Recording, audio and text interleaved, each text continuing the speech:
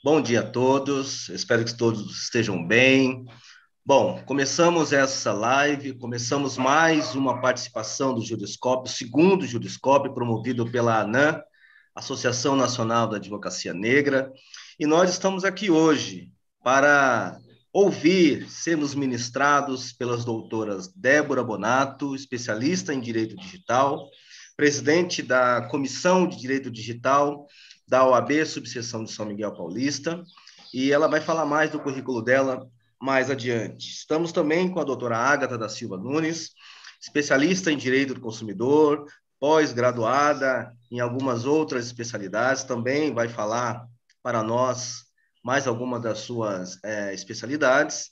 E eu que vos falo, doutora Adelson Mendes, especialista em Direito do Trabalho e Relações Empresariais. Também sou presidente da Comissão de Diversidade Sexual e Igualdade Racial, OAB, subseção São Miguel Paulista. Bom, vocês não entraram e não entrarão na live para me ouvir falar. Então, eu já vou passar a palavra à doutora Ágata da Silva Nunes para suas considerações iniciais e logo mais a doutora Débora Bonato. Doutora Ágata está com a palavra. Bom dia, seja bem-vinda. Muito obrigado pela participação. Bom dia a todas e a todos. Primeiro eu quero agradecer o convite da ANAM, né? É um prazer participar aqui dessa palestra. Obrigada, doutora Adelson. Doutora Adelson é presidente da comissão que eu sou vice, também lá de São Miguel Paulista, né? Comissão de Diversidade e Igualdade Racial. Também hoje encontro minha amiga, a doutora Débora Bonato, com quem eu tenho uma maior admiração. Bom, antes de começar, pessoal, eu quero fazer minha audiodescrição, tá? Eu sou uma mulher negra, eu estou de tranças, duas tranças, estou usando um blazer branco e preto, estou sentada com uma blusa branca, tá bom? Bom, doutora Débora, eu vou passar a palavra, você também, né, faz a sua apresentação, e aí daqui a pouco, pessoal, eu já vou disponibilizar o material e vamos dar início à nossa palestra. Bom dia a todos, tudo bem? Eu quero agradecer aqui o convite da ANAM, o convite da doutora Adelson. É uma honra estar aqui para poder compartilhar, né, os meus conhecimentos e aprender juntamente aqui a doutora Ágata também. Eu sou especialista em Direito Digital, a doutora Ágata é especialista aqui em Direito do Consumidor, entre outras diversas áreas, né? E estou muito feliz aqui em estar com vocês. Vou voltar a palavra aí para o doutor Adelson ou doutora Ágata? Pode ser comigo, pode ser comigo. Doutora Ágata, bom, isso, já está disponibilizando o material. Então, essa participação no Juriscópio, no segundo Juriscópio, estamos muito honrados, né? Eu estou muito honrado em participar. Aceitamos o convite da ANAM, que é uma associação de grande relevância para a advocacia negra e vem tratando de vários assuntos relacionados ao direito e às questões raciais, principalmente quanto à advocacia negra. Então, é mais uma demonstração que o jurista negro tem lugar, e tem fala, e tem voz em todas as especialidades do direito. Então, você que está ouvindo, você que vai ouvir, que não está ao vivo, mas que vai ouvir essa aula em outro momento, sinta-se convocado a participar, criar, produzir conteúdo, porque até um outro momento isso não seria possível. Então, participe, esteja conosco nessa luta para estar nos lugares onde sempre te disseram que você não podia estar. Então, esteja conosco. Vamos iniciar essa aula.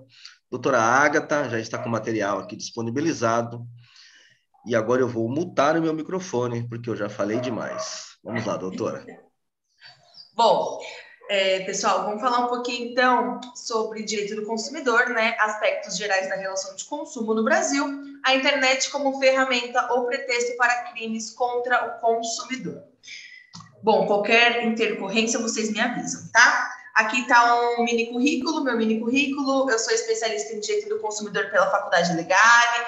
Também tenho pós-graduação em Direito Civil e Processo Civil pela Faculdade Legale. Atualmente, eu faço uma pós-graduação de Advocacia Civil na EB Morumbi e também faço Direito em Direito do Consumidor na Era Digital pela Universidade Dom Bosco. Estou como vice-presidente da Comissão de Diversidade Sexual e Igualdade Racial. Também sou membro da Comissão da Jovem Advocacia e da Comissão de Direito Digital, que é a que a presidente está aqui conosco, a doutora Débora, todas da subseção de São Miguel. E também sou membro efetiva da Comissão sobre a verdade, né, da escravidão negra no Brasil, lá da seccional, da OAB São Paulo.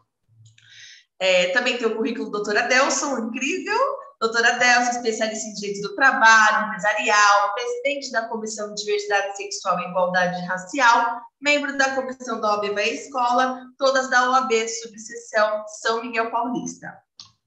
Doutora Débora Cristina Bonato, minha grande amiga, advogada, especialista em Direito do Consumidor e Compliance pela Faculdade Damásio, pós-graduada em Direito Digital e Proteção e Uso de Dados pela Universidade PUC, e presidente da Comissão de Direito Digital, membro da Comissão da Jovem Advocacia e da Comissão de Diversidade Sexual e Igualdade Racial também, todas da OAB São Miguel Paulista.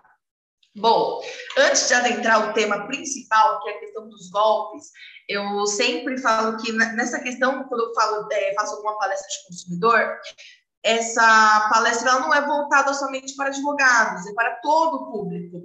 E eu acredito ser interessante sempre explicar qual que é o conceito que o CDC, né, o Código de Proteção de Defesa do Consumidor, ele menciona quem são, né, os consumidores, quem são fornecedores. Por quê? A grande maioria das pessoas acreditam que fornecedor é somente a empresa, e não é bem assim, tá? O artigo 2º do CDC, ele menciona o quê? Consumidor é toda pessoa física ou jurídica que adquire ou utiliza o produto como destinatário final. Ou seja, eu comprei aqui um caderno para minha utilização, para utilizar, para estudar, eu sou destinatária final. O parágrafo único do artigo 2º do CDC, ele fala que equipara-se a consumidor a coletividade de pessoas, ainda que indetermináveis, que haja intervido nas relações de consumo. Um exemplo para ficar fácil, uma publicidade enganosa. Se passa uma publicidade enganosa numa televisão, atinge um número indeterminável de pessoas, e ali as pessoas são os consumidores, mesmo que não dá para identificar cada um naquele momento. Então, por esse motivo, equipara-se o consumidor também à coletividade. Não está no CDC, mas há uma teoria, né, que é a teoria finalista mitigada, que ela amplia o conceito de consumidor. A teoria finalista mitigada amplia o conceito de consumidor para alcançar pessoa física ou jurídica que, embora não seja destinatária final do produto ou serviço, esteja na situação de vulnerabilidade técnica, jurídica ou econômica em relação ao fornecedor. Exemplo, um florista que tem uma banquinha, uma pequena banca, né? um empresário de pequeno porte. Não dá para ele concorrer com uma empresa multinacional com relação à questão dessa vulnerabilidade técnica. Então, por conta da teoria finalista mitigada, esse pequeno empresário ele pode ser também considerado como consumidor, se ele tiver algum problema com relação à compra ao adquirir algum produto daquela multinacional, tá? Fornecedor. O artigo 3º do CDC, ele prevê que o quê? Que o fornecedor é toda pessoa física ou jurídica, pública ou privada, nacional ou estrangeira, como entes despersonalizados que desenvolvem atividades de produção, montagem, construção, transformação, importação, exportação, comercialização de produtos ou prestação de serviços. Nos parágrafos do artigo 3º, né, no primeiro parágrafo, ele menciona o que é o produto. O produto é qualquer bem móvel ou imóvel, material ou imaterial. E no artigo 2º menciona o que é serviço. Serviço é qualquer atividade fornecida no mercado de consumo mediante a remuneração, inclusive as de natureza bancária, financeira, de crédito, securitária, salvos decorrentes de relações de caráter trabalhista. É sempre bom lembrar que o CDC, ele é parecido com relação à CLT na questão da facilidade de compreensão, né? Ele não é como um código civil que você lê, às vezes fala assim, meu Deus, espera aí, deixa eu voltar. O CDC é uma pessoa que não é um pouquinho da área do direito, que é de uma outra área, ela consegue compreender certas coisas. Então, ele tem essa facilidade, tá? Outra coisa também, quando nós falamos de relação de consumo, nós temos que falar da responsabilidade. Eu estou explicando para vocês essa questão, né, de quem é consumidor e fornecedor, a responsabilidade, porque é necessário antes de entrar com relação aos golpes. E vocês vão entender o porquê, tá? Bom, responsabilidade civil nas relações de consumo. No CDC, em tese, a responsabilidade, né, a regra da responsabilidade, ela é a objetiva. Então, o consumidor, ele não tem que comprovar a culpa, que seria negligência, imprudência ou perícia, né? Mas sim a ação e a omissão gerando o dano, que vai dar um nexo de causalidade. Então, eu tenho a ação, tenho a omissão, gerou o dano, tenho o nexo, comprova já nessa questão da relação de consumo, dá para pleitear, e pelo CDC tem essa responsabilidade objetiva, conforme prevê o artigo 12, né? O artigo 12 do CDC, ele fala com relação ao defeito, e o artigo 18, ele fala com relação ao vício, que são duas coisas distintas, mas aí eu explico para vocês em uma outra oportunidade. Lembrando que, quando nós falamos em profissional liberal, deve ser comprovada a culpa. Então, exemplo, vai processar um dentista, contratei, não era bem aquilo, gerou um dano, doutor, estou incomodado. Dentista, médico, vai ter que comprovar a culpa, vai ter que comprovar a negligência, imprudência e perícia. O artigo 14, parágrafo 4º, ele menciona essa questão, tá? Então, no caso de profissionais liberais, deve ser comprovado a culpa. Bom, temos a lei também do e-commerce, né? A lei 7.962/2013. Essa lei do e-commerce, ela regulamenta o Código de Proteção e Defesa do Consumidor em relação ao comércio eletrônico. No seu artigo 1º, ele já fala alguns princípios básicos do CDC, que é informação clara a respeito do produto, serviço e do fornecedor, atendimento facilitado ao consumidor, isso é extremamente importante, e respeito ao direito de arrependimento, né? O que é o direito de arrependimento? Eu não coloquei aqui no slide, mas eu vou explicar rapidamente. Todo produto que é comprado fora do estabelecimento comercial, o consumidor, ele tem até 7 dias para devolver. Então, se você comprou pela internet, comprou por telefone, alguém bateu lá na porta da sua casa, vendendo algum produto que você não compareceu na loja, tem esse direito do arrependimento. Você, consumidor, que for utilizar esse direito, for fazer uso desse direito do arrependimento, você não é obrigado a explicar o motivo, tá? É simplesmente comprei, tá no prazo dos 7 dias, você pode devolver. Por que teve, né? Tem esse direito do arrependimento?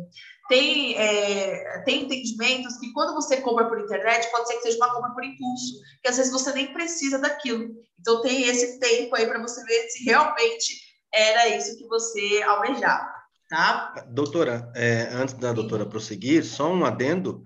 Muitas empresas condicionam essa devolução, né? Não obedecendo objetivamente essa regra do artigo, né? Sim. Elas condicionam, mas por que você não quer outro? Você usou corretamente, né? Sempre tentando impedir que haja a devolução e o status quo, né, do cliente. Isso também é uma forma de abuso, né? Porque muitas vezes a pessoa se sente compelida ali a não trocar, né? A não devolver. Sim. Não devolver. E muitas pessoas às vezes nem sabem, né? Nem sabem desse direito. E tem outras que acreditam que essa questão da devolução serve para tudo. Também não é bem assim. Não dá como você chegar na loja, comprar e falar, opa, me arrependi. É diferente da questão das compras fora do estabelecimento comercial. Comprei um carro, devolvi, opa, não tá... Não dá. Bom, agora vamos entrar aí, né, pessoal, no tema que é referente a essa questão dos golpes. Por quê?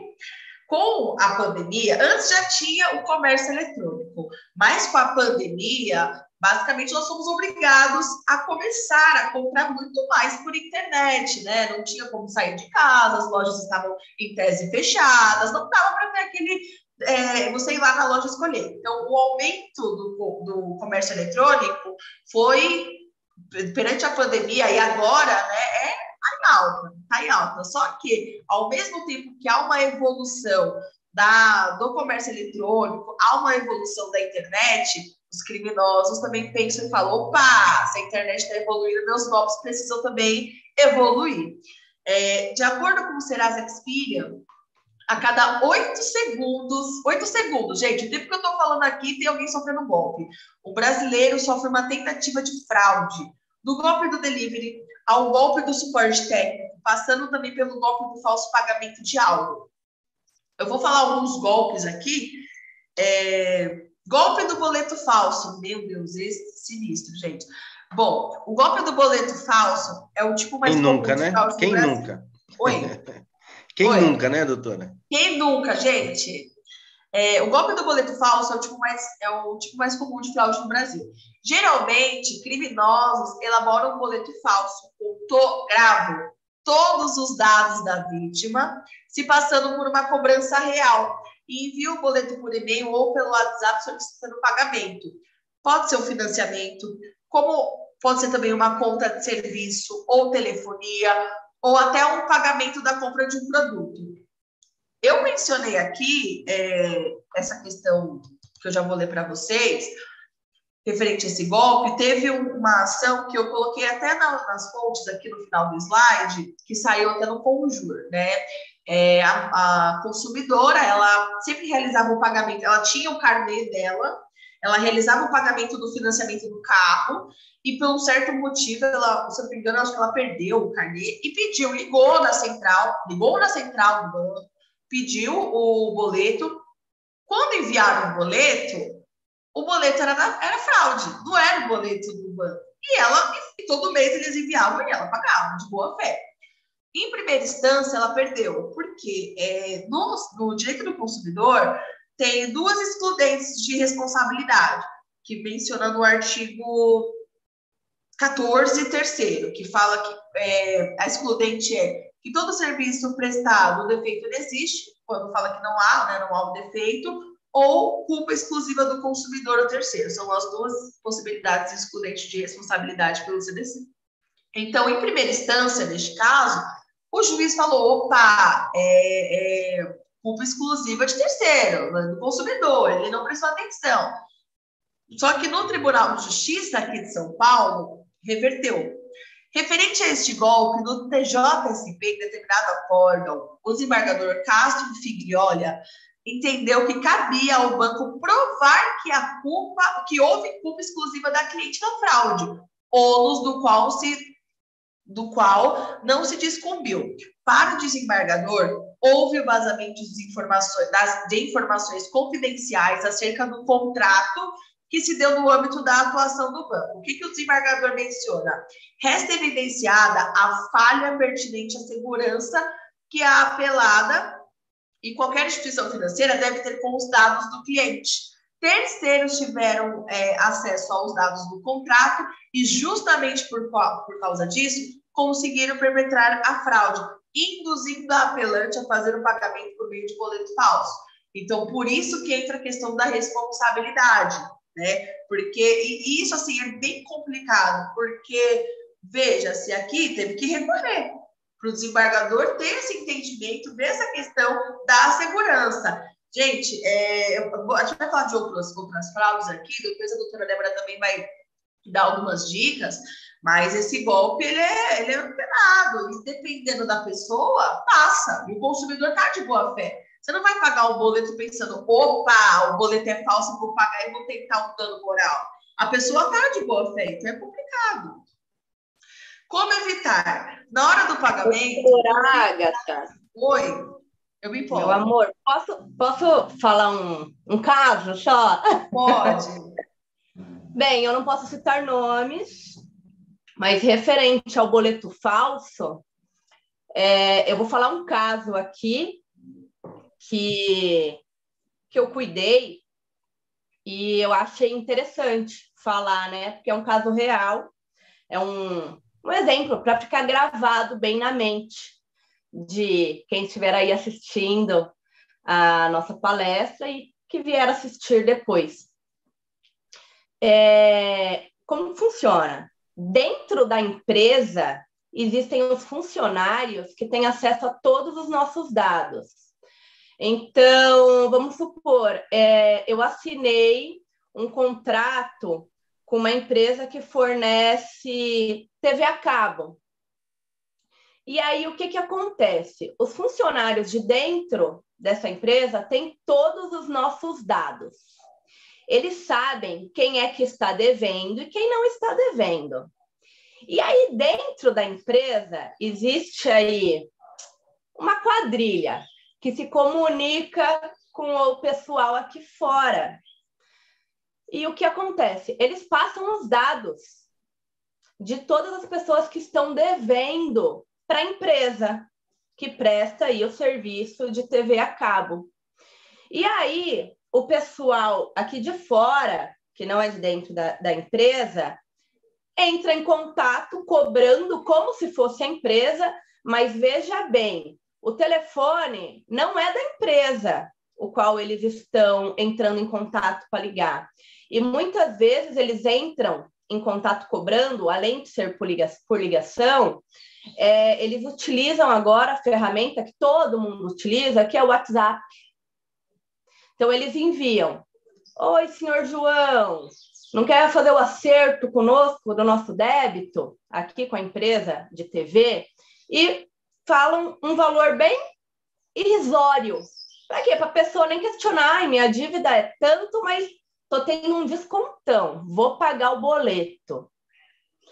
E nisso aí eles conseguem fazer várias vítimas. Fui contratada aí para defender um desses participantes aí dessa quadrilha. E aí, escutando a conversa, né, acabei descobrindo como que é feito. Então, prestem atenção aí nas dicas agora que a doutora Agatha vai dar de como evitar fazer esses pagamentos. Olha que interessante, né? Antes da doutora Agatha seguir, a gente sempre desconfia, né? E eu tive casos também tenho casos parecidos, a gente sempre desconfia de onde é que vem e tal. E eu ia fazer uma intervenção antes, eu vou esperar a doutora fazer todas as alegações aqui de como evitar, eu acho que tem outros golpes também tem muita aqui. Coisa ainda. E aí depois eu entro nessa questão referente ao judiciário, mas a gente sempre desconfia Sim. que tem algo por dentro da empresa ou alguém ligado e tal, e agora vem a confirmação. Que aí coisa, tá, hein, doutor? Tá. Assim, como evitar, né, essa questão do boleto falso? Na hora do pagamento, confira os dados do beneficiário, CPF, o CNPJ, se a conta está correta, verifica se os primeiros dígitos do código coincidem com o código do banco emissor. Gente, eu sei que é difícil, né? Ninguém vai pegar o boleto e falar assim, deixa eu conferir aqui, mas quem paga errado paga duas vezes, é complicado. É bem complicado. Dá para recorrer ao Poder Judiciário? Dá para recorrer ao Poder Judiciário. Mas depois nós vamos entrar nessa questão aí.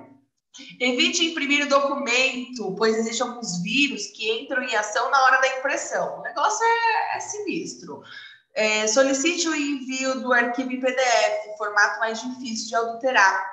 De preferência, baixe o boleto diretamente do site do banco ou da empresa. Duvide de boletos enviados por e-mail. Temos também o golpe do link falso. Esse é incrível.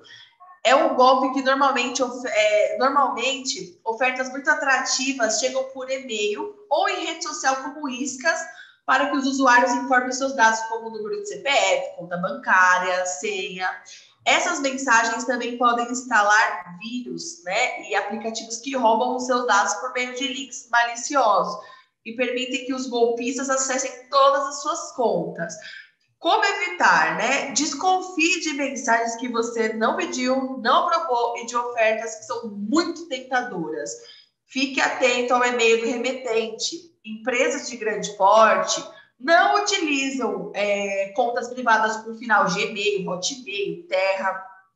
E entidades públicas sempre usam gov.br ou org.br. Em caso de links, confira se o endereço da página corresponde ao correto. E se tiver dúvidas, não clique. Também não posso citar o nome, mas tem uma loja bem conhecida de comércio, aí, de variedades, que tem um site que é muito parecido, mas é site falso. Né? Então, depois a gente chega também nesse assunto. Tem um bem parecido, parece um clone, literalmente.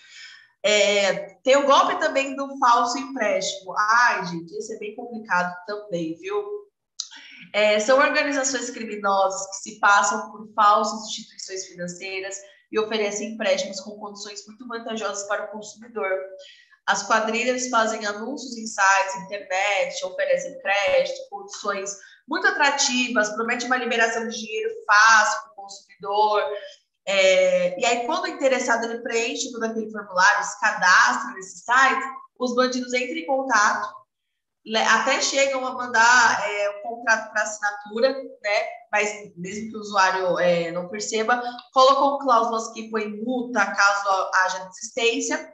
Para que o falso empréstimo seja liberado, os bandidos pedem o pagamento de taxas e impostos e dizem que é uma prática normal. E aí, isso se intensificou após a disponibilização do Pix. Eu sei que algumas pessoas devem estar pensando assim, meu Deus, mas eu estou precisando de dinheiro, como é que eu vou pagar? É isso mesmo, gente. Você está precisando de dinheiro, como é que você vai pagar algo para obter? Só que no momento de desespero, acontece, né? Principalmente com os nossos idosos, com nossos aposentados e pensionistas. Infelizmente, eles são as pessoas... Todos os consumidores são vulneráveis, mas eles são os consumidores que têm essa hipervulnerabilidade, então é bem complicado. Como evitar? A Febraban, ela alerta que não existe nenhum tipo de empréstimo e que a pessoa tem que fazer algum tipo de pagamento antecipado, seja de impostos, seja de preenchimento de cadastro ou de supostos adiantamento de parcelas. E esclarece que esse tipo de abordagem é fraude. Em todas as operações de créditos regulares, o cliente recebe o dinheiro e não tem que pagar nada para obter o empréstimo. Desconfie de sites que oferecem o crédito com condições muito vantajosas. Sempre pesquise e verifique se a instituição é autorizada pelo Banco Central a oferecer empréstimos. No próximo slide também tem várias dicas para nós, né, tentar para todo mundo aí ficar atento e não cair nesses golpes, gente, até porque tá difícil, né? A gente ter dinheiro tá complicado, então não dá para dar margem aí para essa galera que infelizmente utiliza dessa... Eu sempre falo que eles são bem inteligentes, né? Porque não é possível, mas infelizmente não utilizam para o bem. Bom, primeira dica, né? Pesquisa a idoneidade da empresa. Gente, pelo amor de Deus, hoje com celular, acesso à internet, você consegue jogar no Google e verificar algumas informações da empresa. Confira os dados comerciais, né, da empresa, de comércio eletrônico. Canais de venda são obrigados a fornecer dados como razão social, endereço, telefone, CNPJ, de preferência colocar na página principal do site. Desconfie de sites que não seguem essa regra, tá? A segunda dica, sem contato nem pensar. Identifique as informações de contato. Quanto mais fácil você localizar telefone, endereço, e-mail para entrar em contato com esse comércio eletrônico, para tirar dúvida, encaminhar problema, mais confiável esse site se torna. E é menos provável que você será vítima de um golpe virtual, tá? Alguns sites, inclusive, eles oferecem um chat que você consegue conversar lá na hora com o atendente em tempo real. Então, isso é bem bacana, temos que observar. Terceiro, fique de olho na certificação digital. Cheque as certificações digitais para evitar fraude. As lojas virtuais que se preocupam com a segurança dos seus clientes, elas buscam obter selos de segurança, certificação digital, que protegem os dados fornecidos pelos clientes. Confira se a página inicial apresenta a informação, apresenta essa informação, E, além disso, os endereços do site de comércio eletrônico, eles devem começar com HTTPS e não com HTTP. Então, assim, são coisas que, se prestar atenção, a gente consegue não cair, né? Quarta, atente à qualidade dos textos. Ao mesmo tempo que tem umas frases boas, até, assim, boas no sentido, nossa, é cópia. Tem umas fraudes que você bate o olho e fala, meu Deus, está muito feio. Procure pistas de golpes no site. Isso serve também, gente, para o SMS, porque várias vezes a gente recebe SMS de golpe que você lê e fala assim, gente, mas o que é isso? Meu Deus do céu. Erros de português, fotos de má qualidade, são bons indícios de que sites que são construídos de forma amadora, com finalidade exclusiva de tirar dinheiro das pessoas. Dica 5. Conheça a reputação da empresa. Pesquise o que as pessoas estão falando sobre a empresa. Sempre que estiver com o pé atrás, com algum comércio eletrônico, consulte a idoneidade do site nos órgãos de proteção ao consumidor, como o Reclame Aqui. O Reclame Aqui, gente, ele é um site que ele fala, eu sempre falo que ele menciona a questão da idoneidade da empresa, né? Ele fala da moral da empresa. Então é legal pesquisar lá. E também você pode verificar no Procon. O Procon disponibiliza uma lista de empresas que ele não recomenda.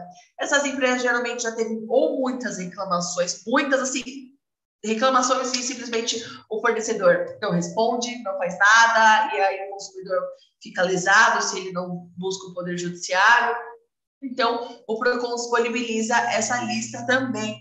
As redes sociais são ótimas ferramentas para descobrir se existe reclamação em torno desses serviços, conhecer a opinião de outros consumidores, vai na página, vê comentário, às vezes é legal, vê essa questão também de avaliação, o Google disponibiliza isso, é bem interessante, tá?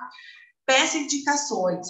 Não pense duas vezes antes de pedir indicações para parentes e amigos. Gente, eu sei que às vezes você quer comprar aquele carro, você não quer contar porque você tem receio. Você fala assim, não vou contar. Mas, às vezes é melhor perguntar do que cair num golpe e vai dar uma dor de cabeça lascada.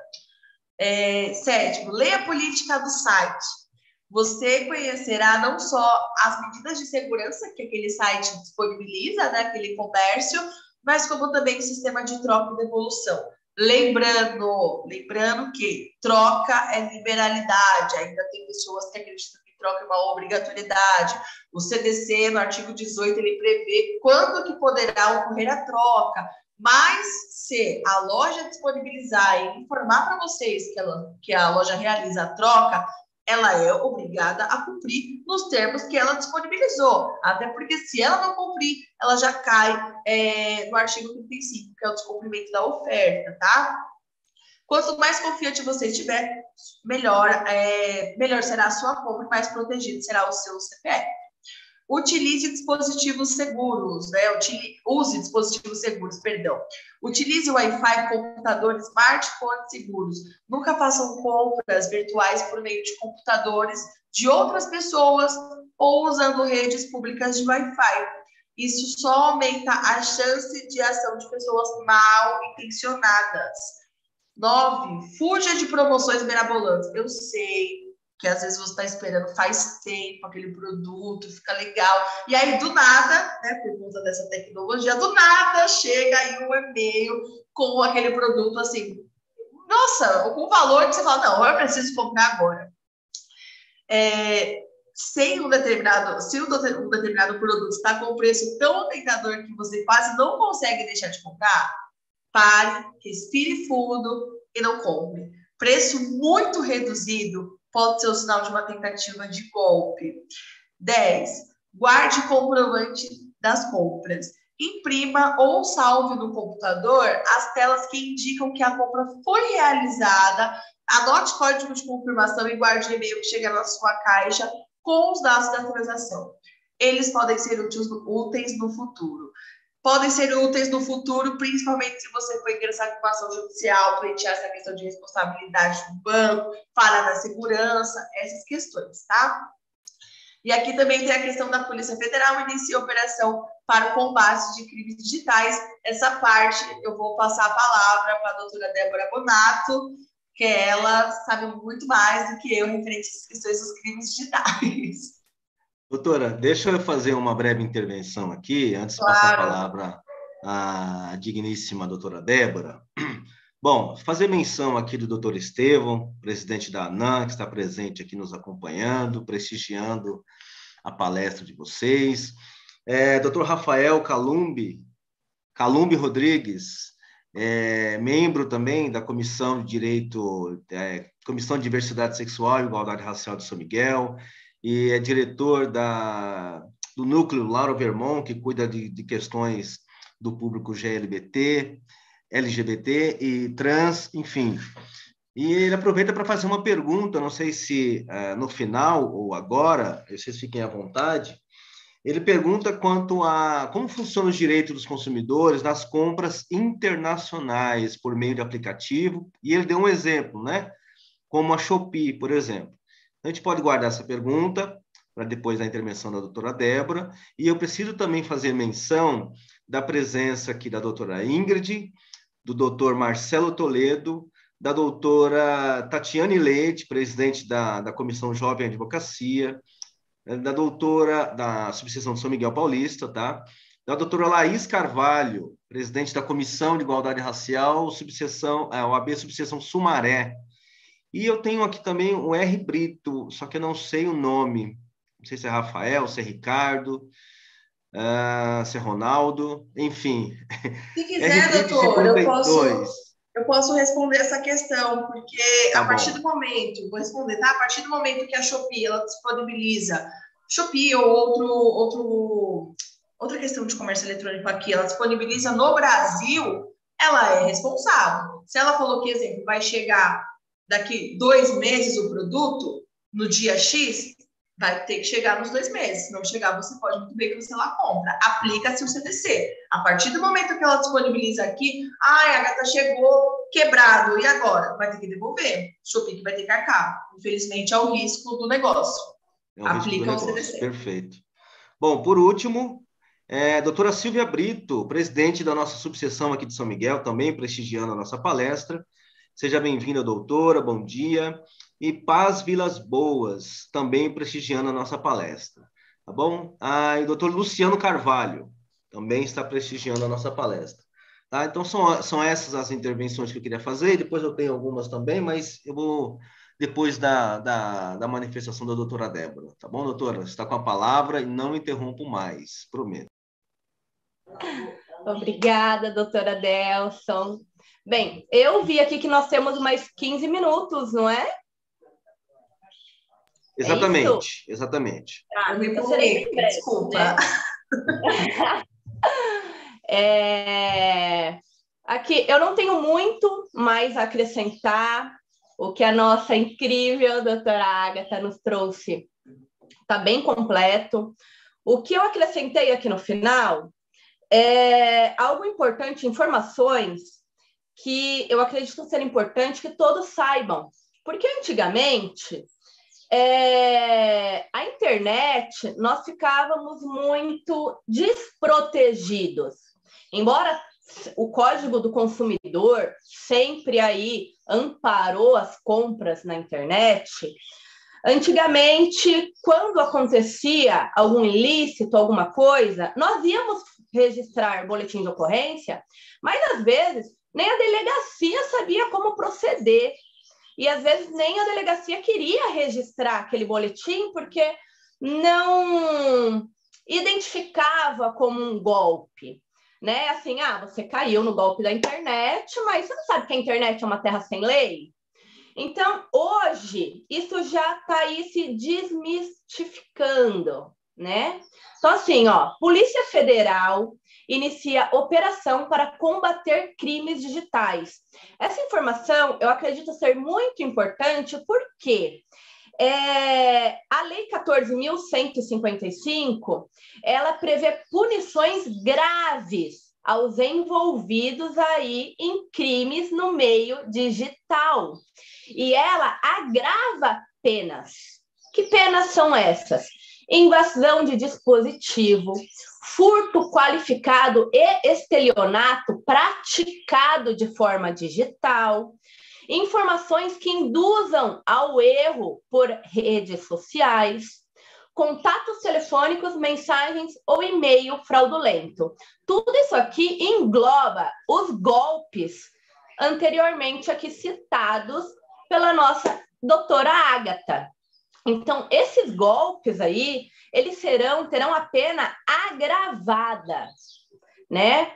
E a pena ainda será agravada ainda mais se o crime for cometido fora do Brasil, com vítima idosa ou vulnerável. Então, aí a pena ela pode subir. Passa para o nosso próximo slide, por favor, doutora Ágata. Olha só essa informação. Eu sei que essa informação aqui não tem a ver com o direito do consumidor, porém, eu quis trazer ela aqui para vocês verem como que a polícia, a delegacia, eles estão aí firmes em combater os crimes digitais. Né? Ó, mulher é presa após ameaçar. Gente, ela ameaçou, ela não realizou o ato. Ela ameaçou expor fotos íntimas armazenadas em celular roubado e foi presa. Então, eu até peguei aqui a frase, eu sigo na rede social, é a página @direito.digital. Ele é professor, é o Fernando Brizola, ele é professor do Damásio e tem aí cursos de cybercrimes. E aí ele nos trouxe aqui a seguinte frase, e aquela história de que a delegacia não ajuda, aos poucos vai se desfazendo. Ou seja, delegacia, polícia estão aí se preparando, se atualizando e ficando mais eficazes nos combates aos crimes digitais. Tem aí um caso, a 6ª Câmara, próximo slide. Eu quis trazer aqui para vocês a celeridade que teve aqui no julgamento da 6ª Câmara de Direito Criminal do Tribunal de Justiça. O caso, ele aí tramitou em 3 meses, 2 semanas e 5 dias. O que aconteceu? Um ex-namorado expôs aí fotos da sua ex-companheira, a perseguiu também aí nas redes sociais, criando contas falsas. Aí entra também um pouco aí do Código do Consumidor, porque ele criou contas falsas. Tem como ir atrás e penalizar a plataforma que deixou isso possível, a criação de contas falsas, né? E olha só, a nossa justiça condenou esse criminoso a uma pena de 6 anos, 9 meses e 34 dias de reclusão, além de uma indenização por danos morais, né? Então, assim, o nosso direito, ele está avançando, a nossa justiça está tomando forma aí para combater os crimes digitais. Próximo slide, por favor. Estou falando rápido porque o tempo é curto e eu sei que tem perguntas. Eu quis falar... Tá ótimo, doutora, tá ótimo. Pode seguir. Tá? Um pouco do Pix, porque hoje em dia tá todo mundo caindo em golpe do Pix. Eu já caí, gente. Eu já caí também em golpe do Pix. Aí, assistindo aqui a nossa explicação da nossa doutora Ágata, ela falando e eu lembrando, olha só, eu caí nisso aí, também caí nisso aí. Olha só, também caí nisso aí. Então, assim, eu quis falar aí do Pix, eu já caí em golpe do Pix, já tentaram pegar empréstimo aí com os meus pais, se passando por mim, pedindo Pix.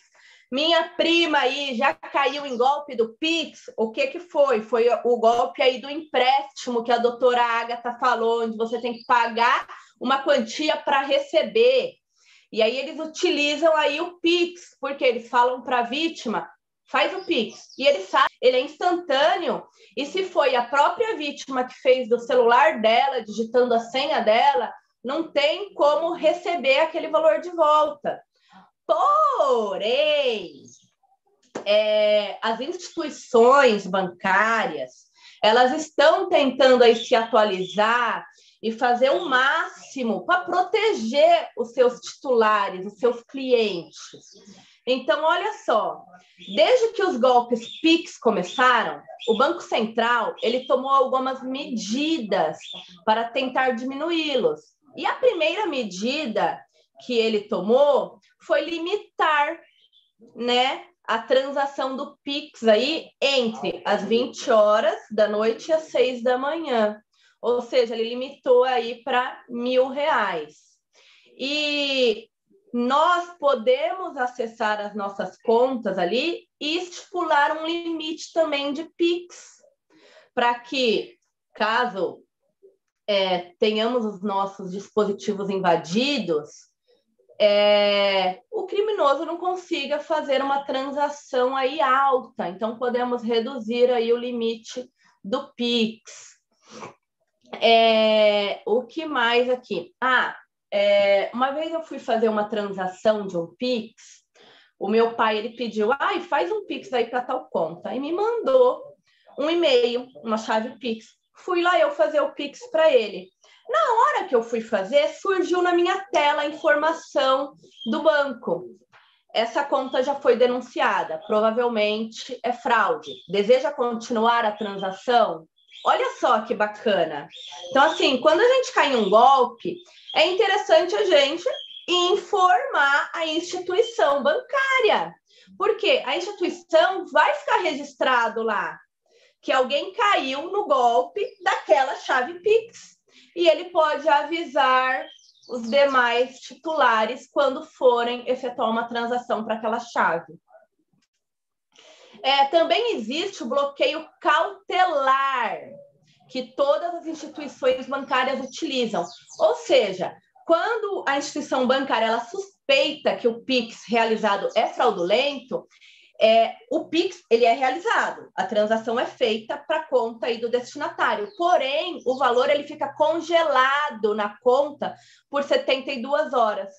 Ou seja, se o valor saiu da minha conta e foi para uma outra conta destino e não foi eu que realizei, e o banco deixou esse valor congelado lá, eu tenho 72 horas para avisar o banco, não foi eu que fiz essa transação.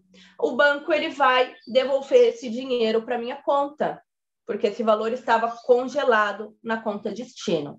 Mas isso só se o banco suspeitar que é uma transação fraudulenta. Outra coisa, se realizamos uma transação, um Pix, imediatamente identificamos que foi um golpe, ligue imediatamente para a instituição bancária, que ela vai realizar esse bloqueio cautelar também na conta de destino, e aí vai entrar aí uma discussão para ver se realmente foi um golpe ou não, antes desse valor ser restituído para sua conta. Próximo slide, doutora Agatha. Dicas. Por que eu trouxe essas dicas aqui para vocês? Não anote senhas no celular. Por quê? Quando nós vamos criar lá as nossas contas bancárias, e-mail, rede social, banco, sempre tem lá. Não utilize datas do seu nascimento na sua senha. Não utilize senhas, números sequenciais, 1, 2, 3, 4. Se nós tivermos as senhas anotadas no nosso celular, ou se nossas senhas forem muito fáceis de serem hackeadas, o banco ele não vai nos restituir, porque nós demos causa. Ou seja, é como se nós tivéssemos um exemplo, é nossa casa, nós temos a chave da nossa casa. É como se a gente deixasse a chave ali embaixo do capacho para o ladrão entrar na nossa casa. Ou seja, nós deixamos ali fácil acesso para sermos invadidos. Então, não deixem senhas anotadas no celular, não usem senhas repetitivas. Se a sua senha de um banco é uma, não utilize a mesma senha para outro banco. Coloque uma senha no chip do seu telefone. Não é só no seu celular, é no chip também. Entre em contato com a operadora do seu celular e coloque um chip, uma senha no chip. Por quê? Se o seu celular foi roubado e o ladrão pegar ali o seu chip e ele inserir em outro aparelho, ele não vai conseguir utilizar o seu chip, porque ele vai precisar digitar a senha. Ou seja, os códigos que são enviados para o nosso chip, o criminoso não vai conseguir acessar. E operadoras de telefonia, quando tem bastante também, eu comentei lá em cima que os funcionários das empresas, eles estão em conluio aí com os criminosos para fornecer os nossos dados. Dentro das empresas de telefonia, eu já tenho vários casos de vítimas que tiveram seus chips clonados. E aí o que aconteceu? Os criminosos conseguiram pegar códigos que vêm do e-mail, códigos de aplicativos de banco, para conseguir acessar aí as contas bancárias, os e-mails das vítimas. Se o seu chip ele tem uma senha, mesmo que ele seja clonado, o criminoso não vai conseguir receber esses códigos, porque o seu chip tem uma senha. Tá? Saiba o e-mail do seu celular. O que é o e-mail do seu celular? É como se fosse o nosso CPF, tá? Então, você tendo o e-mail do aparelho do seu celular, você consegue bloquear o seu aparelho. Configure limites no Pix. É algo que eu falei aí um pouquinho antes. E cancele contas bancárias que não utiliza. Tem pesquisa aqui que fala que mais de 80% dos cidadãos têm mais de 3 contas bancárias. Então, se você tem aí contas bancárias em excesso que você não utilize, cancele elas. Seu celular foi roubado, o que fazer? Bloqueie seu chip, bloqueie seu aparelho, desconecte contas de e-mails do aparelho. Para isso, você vai precisar de um computador. Entra lá no computador, desconecte o seu e-mail de todos os seus aparelhos. Altere as senhas dos seus e-mails, das redes sociais e dos aplicativos dos bancos. Avise todos os bancos que o seu celular foi roubado e faça um boletim de ocorrência. Pode ir para o próximo. Eu acho que o próximo acabou. Agora são as fontes de pesquisas que a doutora Agatha fez, que eu também fiz. E aí, no último... Que a gente queria assistir sempre, né? E terminou, pessoal. E eu quero agradecer, né, a oportunidade de poder falar um pouquinho sobre CDC. Se deixar, eu falo até a noite, porque eu adoro, adoro o Código de Defesa do Consumidor, eu adoro o direito do consumidor. Então, muito obrigada a todos da ANAM pelo convite. Muito obrigada a todos e a todas e a todos que estão participando. 10 horas da manhã na terça-feira, estão aqui conosco. Foi um prazer imenso, viu? Muito obrigada. Vamos lá, doutora. Eu tenho algumas considerações a fazer, fiz algumas anotações. Claro. E eu acredito que nós teremos esse tempo aqui. Eu também tenho casos, os casos que vocês relataram, também nós somos na mesma fronteira, né, de situações, mas quanto a... E aí cabe para as duas, tá? Vocês podem dividir aí o bate-bola. E eu acredito que os nossos telespectadores também tenham essa situação. O que vocês atribuem, por exemplo, eu tenho várias situações, golpe do empréstimo, em que a pessoa estava requerendo um cartão, ligaram para ela oferecendo um cartão, e ela, né, imbuída ali do sentimento de que aquele cartão ia facilitar a vida dela e tal, começou a enviar o documento, né, tirou a selfie e tal. No outro dia, o farsante ligou para ela e disse que o banco, por um erro, havia depositado um valor considerável na conta dela, que ela precisaria restituir esse valor ao banco. Passou o número do CNPJ como o Pix, né? O número do CNPJ como o Pix, para uma financeira no Rio de Janeiro. E esse golpe foi aplicado. Ela pediu um cartão e, na verdade, era um empréstimo. né? Eles não se apresentaram como empréstimos, era um cartão inicialmente, e foi o golpe, né? Foi R$ 20.000 aí nessa brincadeira. E o juiz de primeiro grau falou a mesma coisa que vocês disseram aqui, que ela disponibilizou a documentação, ela deu a senha, ela passou o Pix, então, e é uma pessoa idosa, né? E no tribunal nós conseguimos reverter, né? Então, tudo que foi falado aqui se aplica à segunda instância, que vê isso que está claro, né? No CDC e nas normas. Só que o juiz de primeiro grau, normalmente, ele é bem rígido quanto a isso, né? Ele lava as mãos e você que recorra. Então, essa é uma primeira questão. A outra que eu não sabia, em relação à impressão do boleto, aqui o vírus, ele é ativado na impressão do boleto. Na impressão, e aí quando você imprime, doutor, ele modifica, coisa mínima, mas você não vai perceber, porque você já viu o código de barras ali e tal. Ele modifica. Olha, por isso que às vezes é melhor você colocar em PDF e pagar, né, já assim no computador. Ah, maravilha. Outra coisa, rapidinho, doutor, lembrei que você comentou agora, eu também tenho um processo que, por incrível que pareça, na primeira instância foi o golpe da troca do cartão. Né? A minha cliente também é idosa, foi sacar um valor no caixa eletrônico, o criminoso empurrou, ela caiu, aí ele, deixa eu te ajudar, trocou o cartão. Minha cliente imediatamente achou a situação estranha, correu para o banco.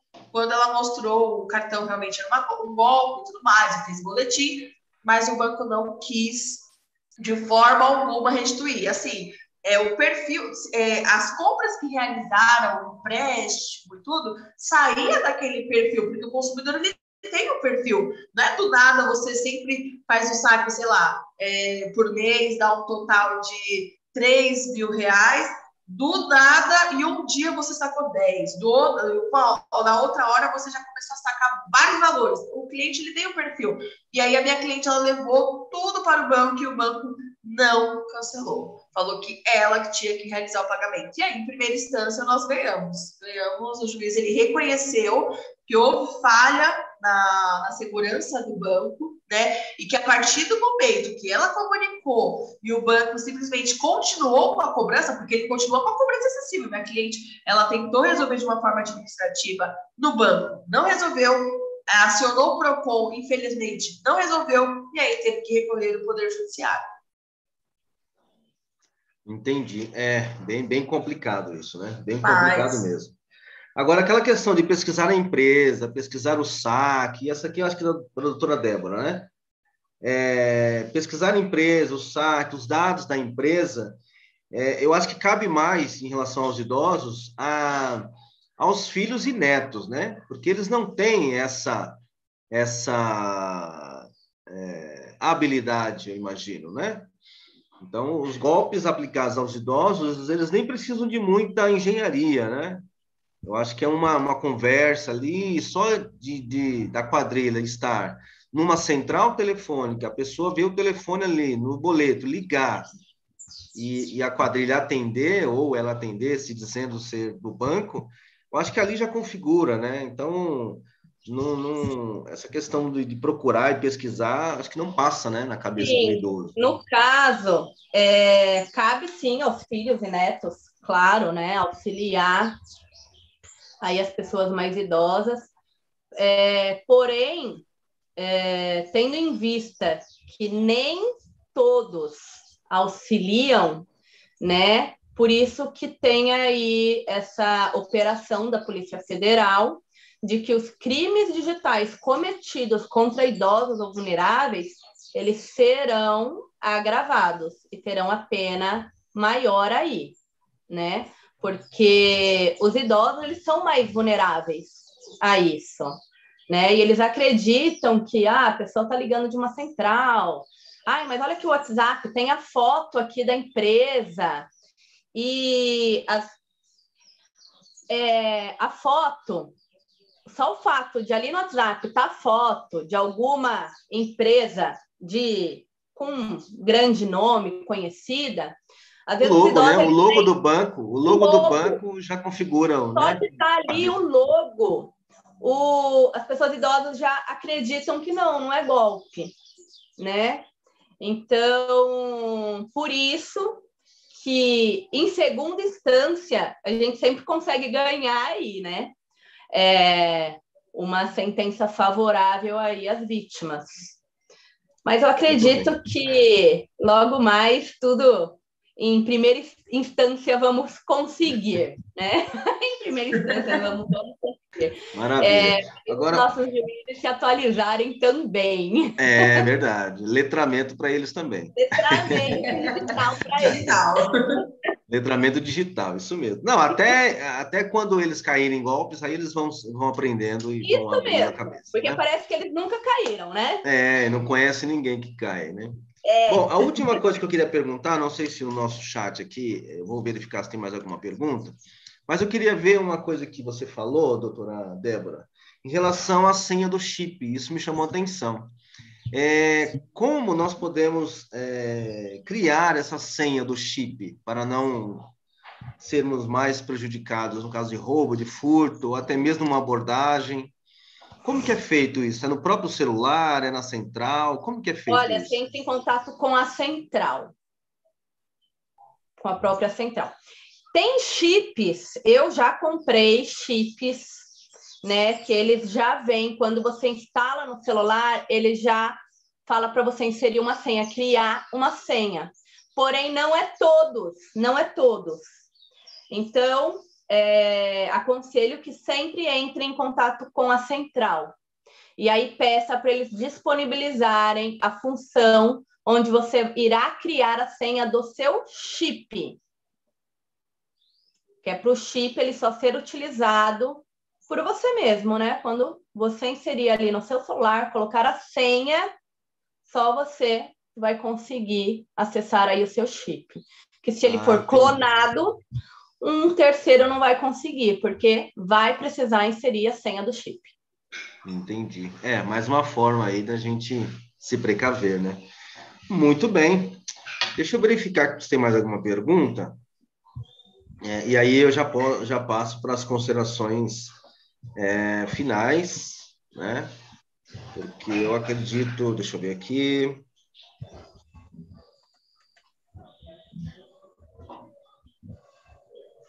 Também muita gente... A doutora Juliana Cohen, Nivaldo Júnior, Rosimeira Aparecida, pessoas que não estavam enquanto eu tinha feito aquelas considerações, tá? Ana Valéria, Denilson, Rosimeira, Nivaldo, Juliana Cohen, Tatiana, todos surpresos com essa situação do chip, tá? Então, foi de muita valia realmente essa informação. Aliás, todas as informações que vocês nos passaram hoje, né? E eu gostaria de agradecer e deixa só já eu falar, passar as considerações finais. Doutora Débora já pode fazer as considerações finais, depois a doutora Ágata, e nós terminamos. Está com a palavra, doutora Débora. Só falar. Eu falei que tem chips que já vêm, né, com essa função, quando você insere no celular. Tem aparelhos também, Android ou iOS também, que se você for na função lá, configurar, tem lá para você bloquear o chip e inserir a senha pelo seu próprio aparelho. Se o seu aparelho não tiver essa função, aí só mesmo com a empresa de telefonia. Então, tem essas 3 partes. Só esqueci essa outra. Agora, pronto, acabei, não vou falar mais nada. Imagina. Não, pode fazer as considerações finais, aí eu já passo para a doutora Débora. Doutora Ágata. Não, era só isso mesmo, era só isso. Agora a palavra é toda da doutora Ágata. Então tá bom. Então, doutora Ágata, suas considerações finais. E já agradecendo pela sua participação e brilhante apresentação, tá bom? Aliás, de vocês duas. Está com a palavra, doutora. Bom, pessoal, caiu aqui, tá? Houve uma estabilidade. Eu quero agradecer, né? Quero agradecer ao pessoal da ANAM, quero agradecer a todas e todos por estarem aqui conosco na terça-feira, às 10 horas da manhã. Muito obrigada. O que vocês precisarem, pode contar comigo. Se deixar, eu fico falando de CDC até 11 horas, meia-noite, e vou, tá? Então, muito obrigada. O que vocês precisarem, estou à disposição. E é isso. Ah, tem uma pergunta aqui. Enquanto nós estávamos nos programando para as considerações finais, o Paz Vilas Boas, eu vou ler a pergunta dele, tá? Comprei no AliExpress e não recebi o produto. No final, disseram que eu teria que ir à Receita Federal para receber o produto. Em um ou dois, imagina, né? 1 ou 2 dias, disseram e afirmaram que teriam devolvido o produto para a origem. Continuem me enviando com frequência mensagens com promoções. Como posso fazer para, pelo menos, acabar com esse assédio? Eu acho que tem algum microfone aí aberto, que eu estou ouvindo alguma coisa aí, não é do meu. Sim, tá Conseguiram aqui. entender? Eu acho que está no chat aí, deixa eu ver. Se não tiver, eu vou Consegui. colocar. Tá bom. Tá. O que acontece? A partir do momento, né, que você realizou essa compra por internet, eles tentaram dificultar, falando, vai na Receita, tenta resolver esse problema, não sei o quê, jogando a culpa toda para o consumidor, jogando essa responsabilidade para o consumidor, já está errado. O que eu aconselho, abre uma reclamação no Procon, tá? O Procon vai notificar a empresa, e aí, se não resolver, você pode procurar algum advogado de sua confiança, tá? Por quê? Quando o consumidor ele compra um produto no site, e aí o site disponibiliza, diz, né, que vai chegar na sua residência até tal dia, não chega. Devolvemos o valor para o local de origem, e aí ficou de devolver o seu dinheiro, até porque vai ter que devolver o seu dinheiro. Então, a partir desse momento que não cumpre com aquela oferta, aí você vai ser responsabilizada. Então, você pode procurar o Procon, abrir uma reclamação do Reclame Aqui com relação à moral, à idoneidade da empresa, abre uma reclamação no Procon, o Procon vai notificar, e se não resolver, procura um advogado da sua confiança. Lembrando, pessoal, que sempre que, quando você realizar a compra por internet e a empresa não cumprir aquilo, é direito do consumidor escolher, tá? Tem o microfone aberto aí, você conseguir me ouvir. É direito do consumidor ele escolher. Exemplo, falou que vai chegar no dia X, não chegou, o consumidor escolhe ou o cumprimento forçado da obrigação, eu quero esse produto, ou ele pode requerer a restituição do valor pago devidamente atualizado, tá? Não é uma imposição da empresa, quem escolhe é o consumidor. Isso acontece muito também com relação quando compra um produto que está com algum tipo de vício, né? E aí sempre a empresa ela quer basicamente colocar as normas dela, e não é bem assim que funciona. A norma que a empresa tem que seguir é a do CDC. E o CDC prevê que o consumidor pode escolher no caso de não cumprimento da oferta. E aqui ele está insistindo na pergunta, mesmo sendo uma empresa estrangeira. A doutora já respondeu, né? É estrangeira, Sim. mas está em solo brasileiro, precisa Solo brasileiro, com certeza. obedecer à lei do Brasil, né? Uhum. Então é isso, pessoal. Eu não sei. A doutora Débora quer complementar alguma coisa? Não, tá perfeita. A resposta da doutora Agatha é sensacional. Consumidor é com ela. Bom, aqui nós encerramos, então, mais essa participação no segundo Juriscópio, com esse tema atual e preocupante, né? E a gente precisa se cercar de todas as formas de nos proteger contra esses assediadores, fraudadores, criminosos. E fica a dica, né? A questão do chip, a questão dos nossos idosos, eles não têm essa habilidade. Muitas vezes nós, né? E nos vangloriamos de estarmos antenados, caímos em golpes, né? Quanto mais as pessoas mais experientes. Então, acho que valeu, e eu gostaria já de agradecer a participação de vocês, que eu já as conheço tem um certo tempo e sei das competências, e agradecer também os nossos participantes, agradecer a Nan pelo convite, e que nós estamos à disposição, né? Podem nos chamar para tratar desse ou de outros temas concernentes à advocacia negra. Tá bom? Então, muito obrigado e vamos começar a trabalhar, né? Tenham um bom dia, boa terça-feira, bom resto de semana aí para vocês, tá bom? Tudo de bom para vocês. Obrigada.